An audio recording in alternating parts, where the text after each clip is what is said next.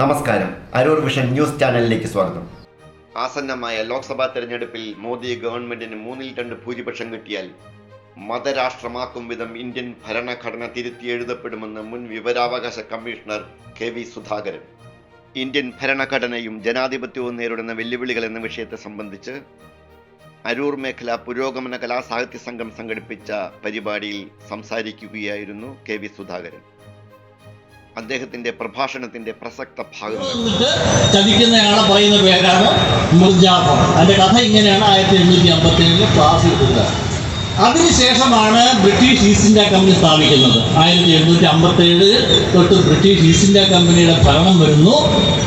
947 വരെ ബ്രിട്ടീഷ് ഭരണാധികാരികൾ നമ്മളെ ഭരിക്കുന്നു. ലളിതമായ അർത്ഥത്തിൽ പറയുന്ന ഹിന്ദുവല്ല സംഘപരിവാർ രാഷ്ട്രീയക്കാർ പറയുന്ന ഹിന്ദു.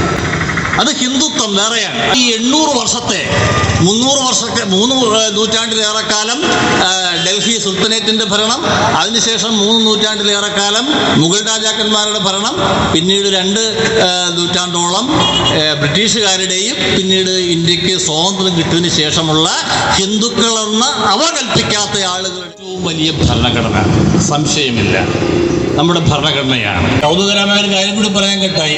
മഹാത്മാഗാന്ധി ഈ സമ്പൂർണ്ണ സ്വരാജ് എന്ന് പറയുന്ന പ്രമേയം 1930 AICC അവതരിപ്പിക്കുന്നതിനും ഒരു 8-9 വർഷം മുമ്പ് അത് അവതരിപ്പിച്ചത് കമ്മ്യൂണിസ്റ്റുകാരായി മാറിയ 2 പേരാണ് കേട്ടോ. ഒരാളുടെ പേര് ഹസ്രത്ത് മൊഹാനി, മറ്റൊരാളുടെ പേര് സ്വാമി കുമാരാണ്.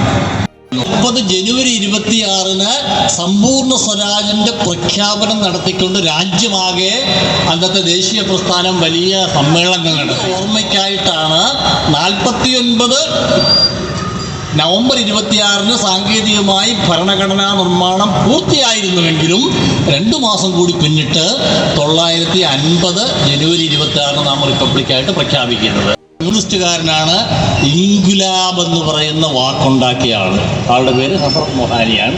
ഹസ്രത്ത് മൊഹാനി ഉറുദു കവി കൂടിയായിരുന്നു. എഴുതിയ ഗസൽ പാട്ടാണ് ചുപ്കെ ചുപ്കെ രാത് രഹേ എന്ന് പറയുന്ന ഗസൽ ഗാനം എഴുതിയ ആൾ. 47 ആഗസ്റ്റ് 15 നമ്മൾ ബ്രിട്ടീഷുകാരിൽ നമുക്ക് സ്വാതന്ത്ര്യം ലഭിച്ചുവെങ്കിലും പരമാധികാരം ഉണ്ടായിരുന്നില്ല, റിപ്പബ്ലിക് ആയിരുന്നില്ല. അന്ന് സ്വാതന്ത്ര്യം കിട്ടിയപ്പോഴും അതിന് പറയുന്ന ഒരു പ്രത്യേക പേരാണ് ഡൊമിനിയൻ പദവി, പുത്രിക രാജ്യ പദവി. എന്താണ് ഈ ഡൊമിനിയൻ സ്റ്റാറ്റസും അതുപോലെ തന്നെ റിപ്പബ്ലിക് തമ്മിലുള്ള വ്യത്യാസം? ഡൊമിനിയൻ സ്റ്റാറ്റസ് എന്ന് പറഞ്ഞു കഴിഞ്ഞാൽ അന്ന് ബ്രിട്ടീഷ് കോമൺവെൽത്തിന്റെ കീഴിലുണ്ടായിരുന്ന നിരവധി രാജ്യങ്ങളുണ്ട്. ആ രാജ്യങ്ങൾക്ക് സ്വാതന്ത്ര്യം കൊടുത്തു. അവർക്ക് അവരുടെ ആഭ്യന്തരവും വിദേശീയവുമായ കാര്യങ്ങളെല്ലാം നിർണയിക്കാൻ തീരുമാനിക്കാനുള്ള അവകാശങ്ങൾ കൊടുത്തുവെങ്കിൽ പോലും അവരെല്ലാം ബ്രിട്ടീഷ് രാജകുടുംബത്തോട് വിധേയത്വം പുലർത്തിയിരുന്നു. പൂർണ്ണമായ സ്വാതന്ത്ര്യമില്ല. നെഹ്റു അടക്കമുള്ള ഈ 15 കേന്ദ്രമന്ത്രിമാരും സത്യപ്രതിജ്ഞ ചെയ്ത് ചരിത്രം പരിശോധിച്ചാൽ മനസ്സിലാവും ബ്രിട്ടീഷ് രാജാവായ ജോർജ് 6ാമന്റെ പേര് തന്നെ ഈ രൂപത്തിൽ ഉണ്ടാകുമോ എന്ന് പറയാൻ കഴിയാത്ത ചില സവിശേഷമായ രാഷ്ട്രീയ സാഹചര്യങ്ങളിലൂടെയാണ് നാം സഞ്ചരിച്ചുകൊണ്ട്. പ്രിയാമ്പിൾ തുടങ്ങുന്നത് we the people of India, ഇന്ത്യക്കാരായ നമ്മൾ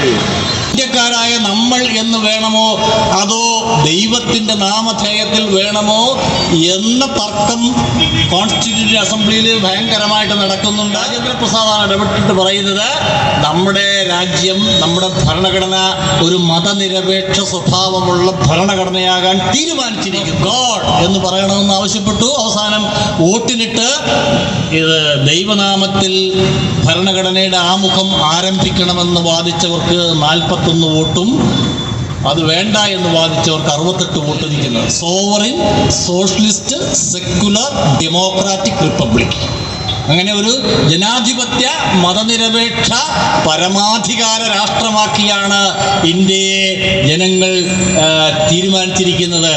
സാമൂഹ്യ, സാമ്പത്തിക, രാഷ്ട്രീയ നീതി, ഇത് 3 ഉണ്ടെങ്കിലേ നമുക്ക് തുല്യതയ്ക്ക് അവകാശമുള്ളൂ. ലിബർട്ടി, സ്വാതന്ത്ര്യം.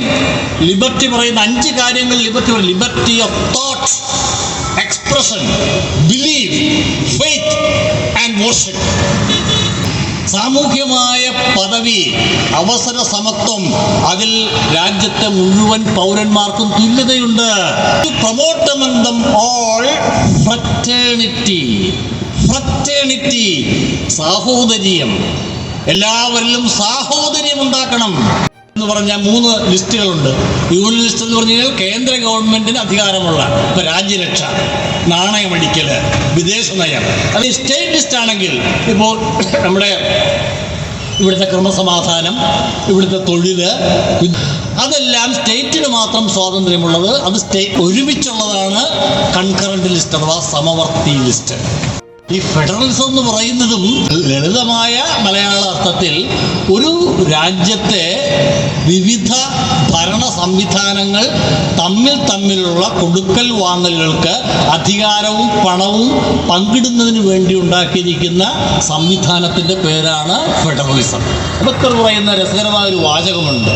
ജനാധിപത്യം എന്ന് പറഞ്ഞു കഴിഞ്ഞാൽ ഒരു ഭൂരിപക്ഷം കിട്ടുന്ന ഒരു പാർട്ടി അല്ലെങ്കിൽ ഒരു കക്ഷി, ഒരു ഗവൺമെന്റ് ഉണ്ടാക്കി ന്യൂനപക്ഷത്തെ ഭരിക്കുന്നതിന് പറയുന്ന പേരല്ല. അങ്ങനെ ഭൂരിപക്ഷം കിട്ടിയ ഒരു സർക്കാർ ഭരിക്കുന്നതിലല്ല ജനാധിപത്യം. It's a way of living എന്നാണ് പറയുന്നത്. 24 പാർലമെന്റ് തെരഞ്ഞെടുപ്പിൽ സംഘപരിവാർ രാഷ്ട്രീയം പരാജയപ്പെട്ടാൽ പോലും, പൊളിറ്റിക്കൽ മെജോറിറ്റിയിൽ നിന്ന് സംഘപരിവാർ രാഷ്ട്രീയം മാറ്റി നിർത്തപ്പെട്ടാൽ പോലും കമ്മ്യൂണൽ മെജോറിറ്റി ഈ നമ്മുടെ സാമൂഹ്യ ജീവിതത്തിൻ്റെ വിവിധ മണ്ഡലങ്ങളിലേക്ക് ആഴ്ന്നിറക്കിക്കൊണ്ടിരിക്കുകയാണ്. മുഗൾ ഗാർഡൻസിൻ്റെ പേര് മാറ്റി അമൃത ഉദ്യാനം എന്നാക്കി. മനുസ്മൃതിയുടെ അടിസ്ഥാനത്തിൽ ഭരണഘടന മാറ്റിയെഴുതണം. 1925 RSS രൂപീകരിക്കുന്നത്. അടുത്ത വർഷം 2025 RSS രൂപീകരണത്തിൻ്റെ 100ാം വർഷമാണ്. അപ്പോൾ ഇത് മാറ്റി എഴുതുക.